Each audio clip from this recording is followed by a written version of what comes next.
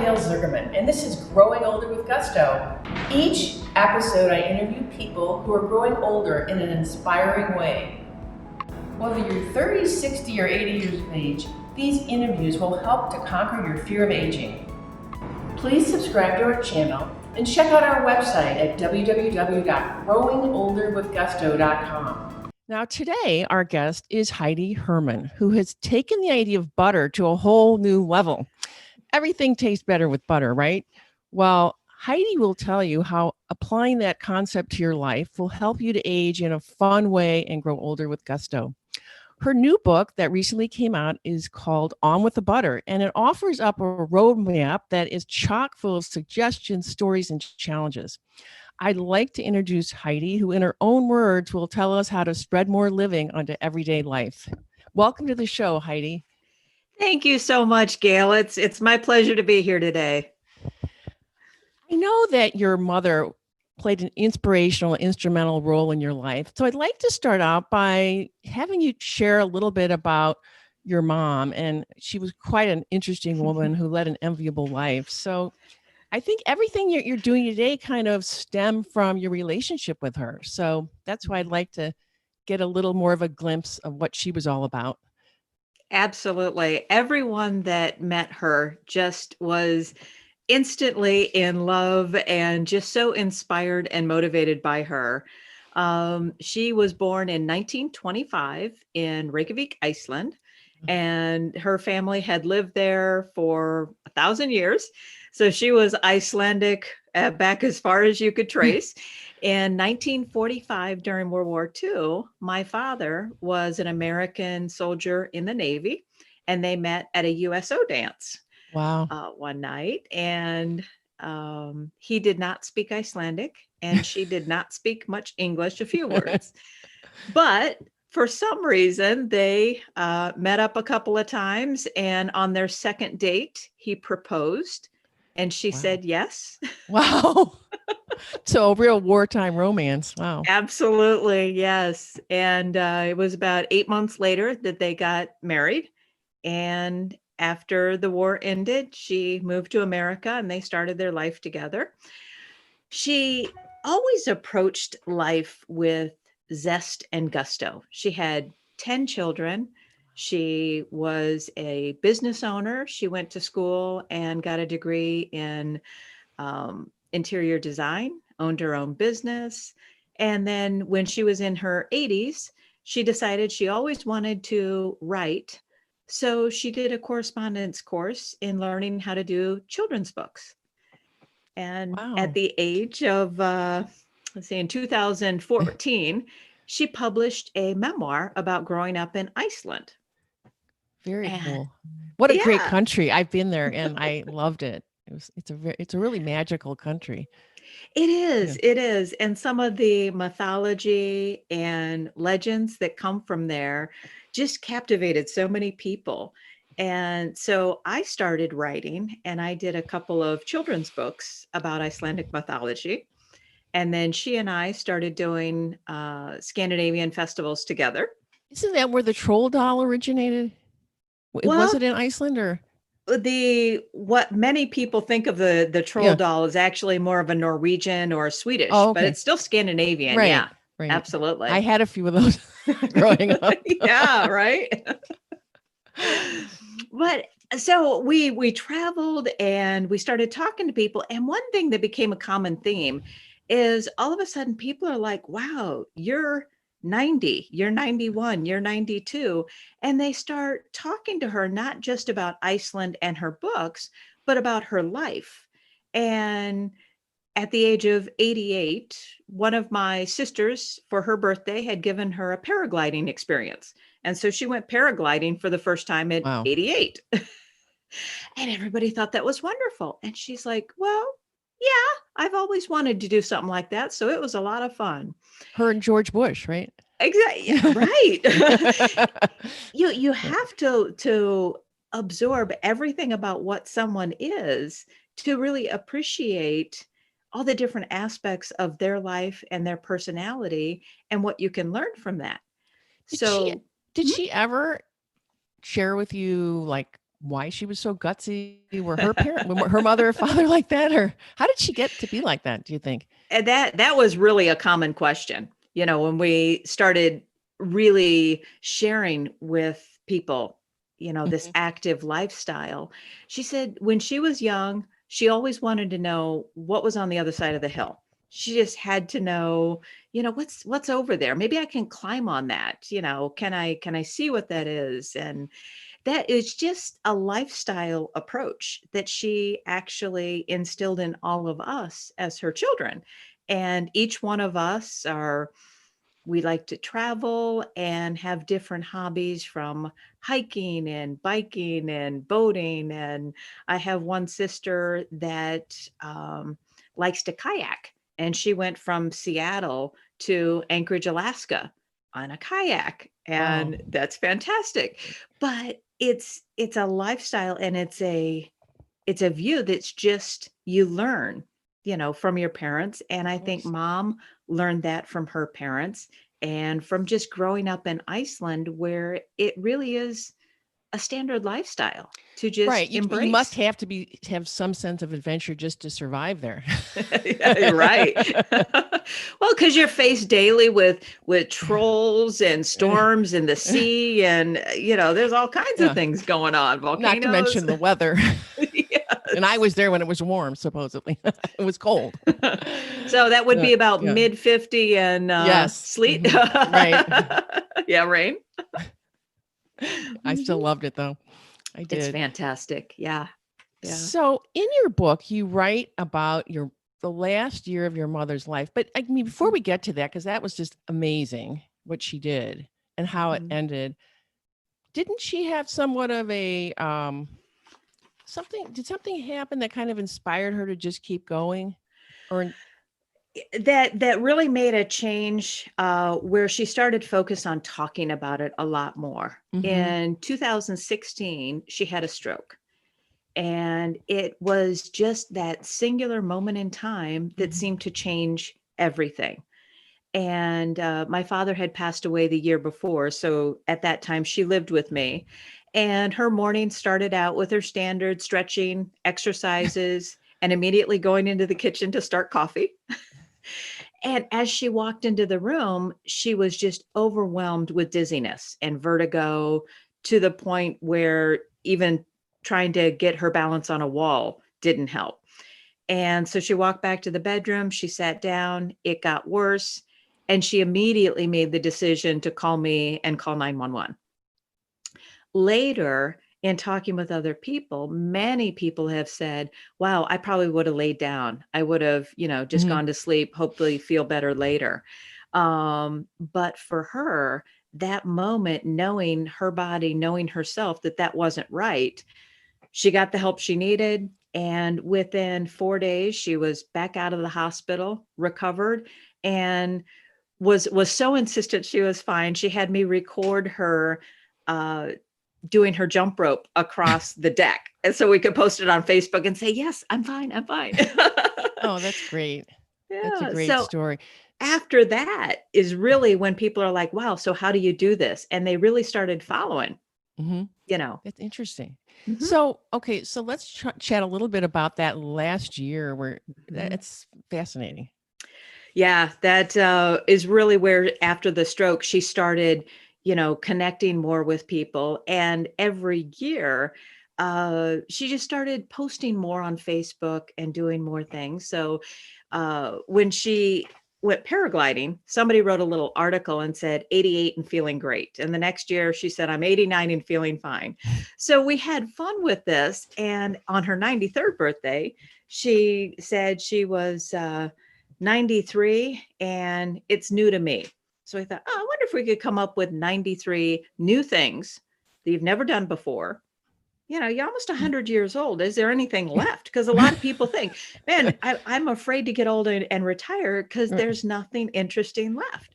And so we sat down and came up with a list of probably 50 things, and Wow. then decided to leave a whole lot for spontaneity. And that's how the year began. Really, we had some things planned and then just other things played by ear. And it was everything from she dyed her hair red because she had never done that before. She went ice climbing in Iceland. Amazing. She drove a four-wheeler for the first time. She ate at a food truck for the first time. um, my husband's a team roper, and she thought that was fascinating. So she got him to show her how to lasso and throw a loop and all that type of thing. So Wow. And then it ended up like one of the last things she did was really great. Tell us Mhm. about that. The very last thing was something that we were so happy came about because it was the Icelandic National Convention in Canada, and we were going to take a trip up there. And she found out that the president of Iceland was going to be there. And then she really wanted to go. So we set a couple of days and we drove up there to this convention, and it afforded her the opportunity to meet the president of Iceland, shake his hand, and get that permanent photo of her Right. with him. And That's it was great. just fantastic. That's great. So, what prompted you to write your book, On with the Butter? And I have a copy right here, On with the Butter. And I know there's a famous Icelandic saying that you talk about. Do you want to talk about Mhm. that a little bit? And again, it was inspired by my mom. One of the things that she always would tell people is just keep moving. No matter what you do in life, whatever you pursue, just keep moving. And really that's Does where that that mean like moving forward, like don't get mired in the past? Or does that mean, is she talking about physical activity or? most of the time, I mean, I love that interpretation though, to keep moving forward in life.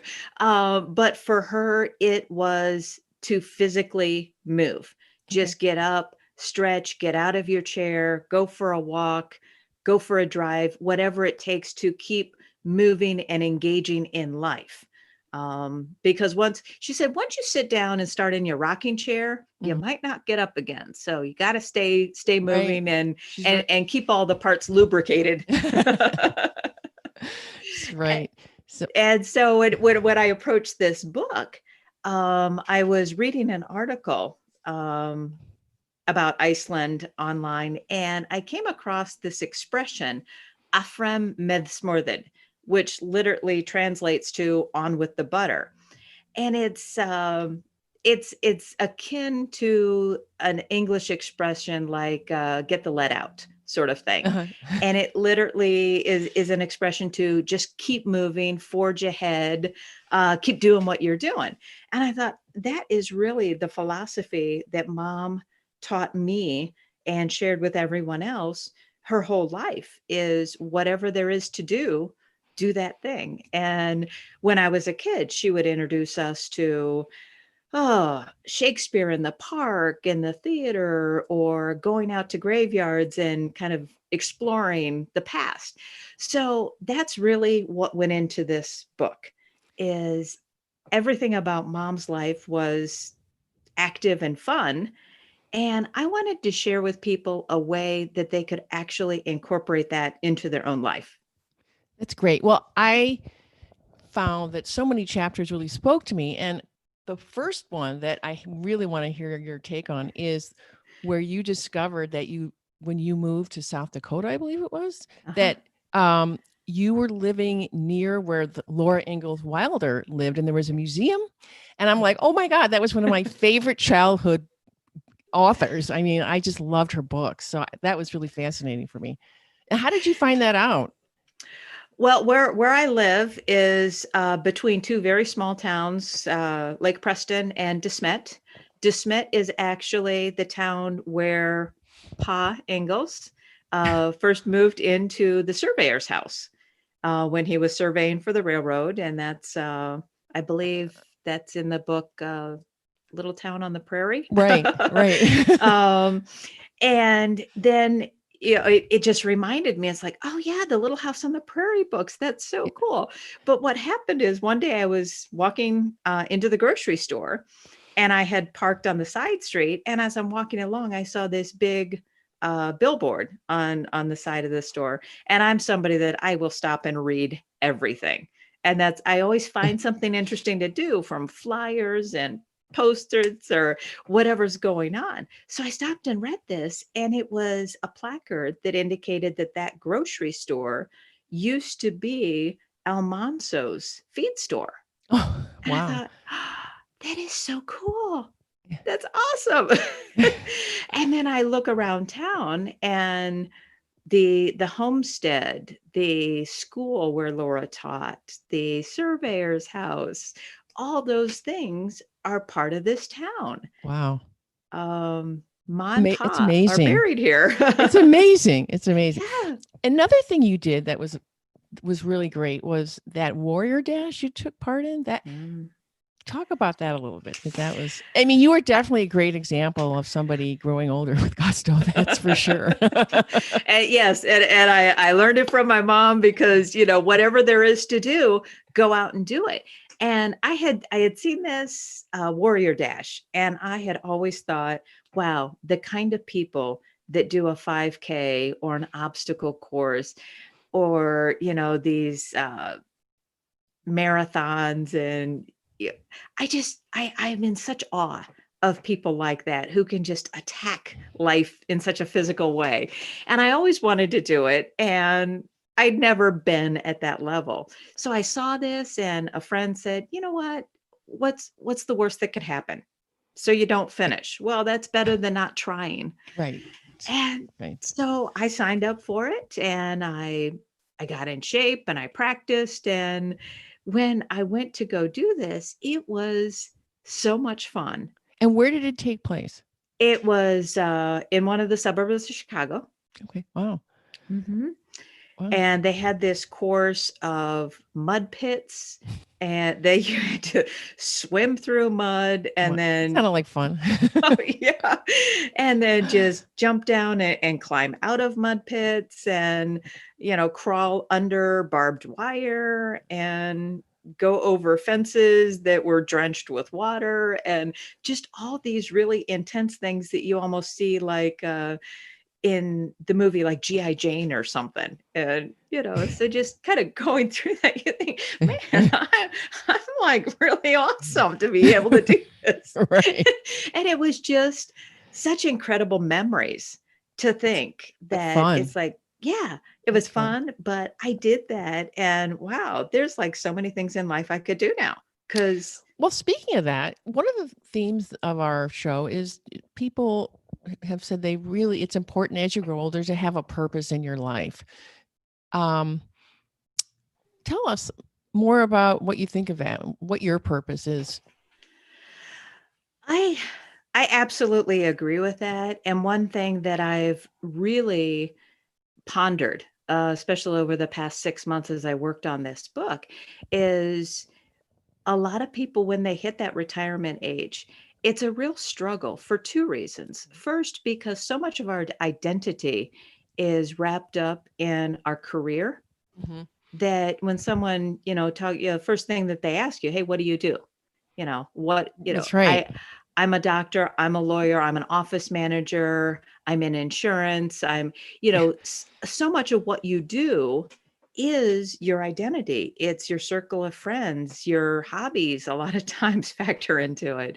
And when you retire, you lose all of that, and you have to reinvent yourself and kind of face, wow, who am I and what am I all about?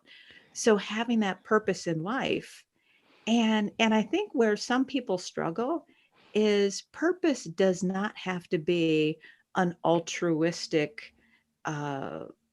contribution to the world. It might be volunteer work.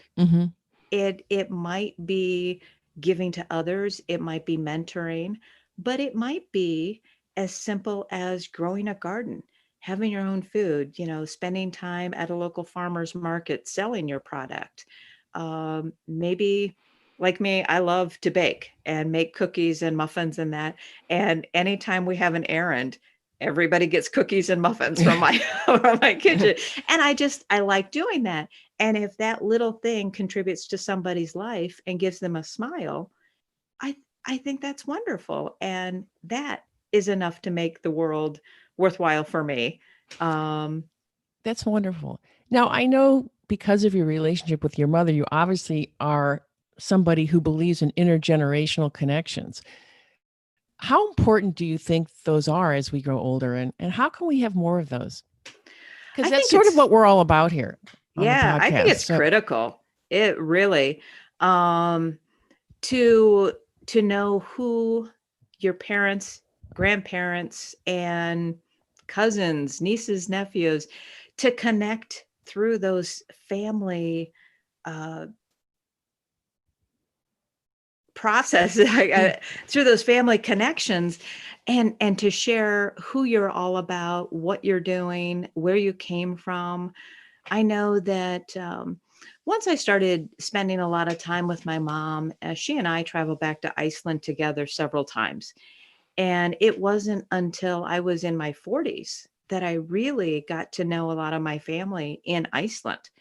And just to know who they are, what kind of lives they've lived, and what their focus is has changed my life because it's given me a greater understanding of who I am and what I can contribute to the world. that's nice. But then I look at my father's mother, and I remember her as being a wonderful cook and baker, and she made wonderful cookies. But no one got those recipes, Oh, and they're lost forever. My mother's mother, I never met her. She passed before I was born.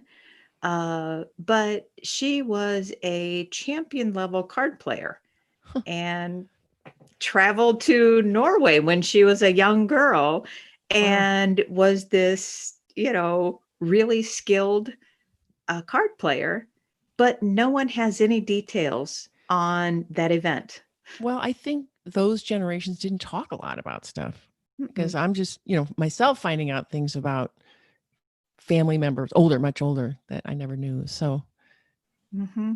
And um, whether it's the skills, the hobbies, the knowledge, just to be able to share that with children and grandchildren today right. is just so important because that will factor into what they do with their lives and the knowledge that they move forward with. And I refer to one project in my book that I found, which is so wonderful. It's the idea of grandchildren using video to record grandparents and get them to tell their Mhm, stories and share hobbies or skills that they have. One example is, taking video of grandma in the kitchen, mhm. making a recipe or something. But when I think about that, it's like, wow, we don't have to keep it grandma. It can be grandpa working on a car, woodworking, working in the garden, just all those skills on how to do things that you can't necessarily learn in a book or from a YouTube video all the time. Well, it makes it extra special too. Yeah, it does. It does. Um, do you have any ongoing relationships with older people than yourself right now, or now that your I mother has do. passed away? Okay, that's good. And family members. I have older brothers and sisters, Mhm. but most of my really close connections are in friendships that I have with people who are 70 to 85. And That's nice. I learned so much from them. Absolutely. Absolutely. Canning or business questions or gardening. And they're just things that little tips and tricks that you can't learn from books, but they're also a lot of fun to talk to. They have great stories. Yeah, they do. Well, I'm out of questions. Do you have anything else you'd like to say about your book or any other nuggets of wisdom that you've come across that you want to share? Well, I first off, I have to say I love the idea of talking to folks who are younger than retirement age, because once you get into retirement and we're talking about how to re-energize your life. That's a far different thing from people who have not retired yet and are thinking about how to plan their life and move forward in a life with gusto, because you don't have to wait until you're retired to start realizing that you can be who you are at work and yet pursue all kinds of other activities, interests, hobbies, and really getting out of your comfort zone and trying new things, because it just helps us grow as people and broaden our horizons to get out of your comfort zone and kind of break that mold. And it takes you in all kinds of new areas that are just that much more exciting when you're a little bit younger and you don't have to think, oh, I wish I had found this 20 years ago. Right. Yeah. That's great. I like that. So Heidi, where can people go if they want to buy your book, On with the Butter, Spread More Living onto Everyday Life? Where can they find this?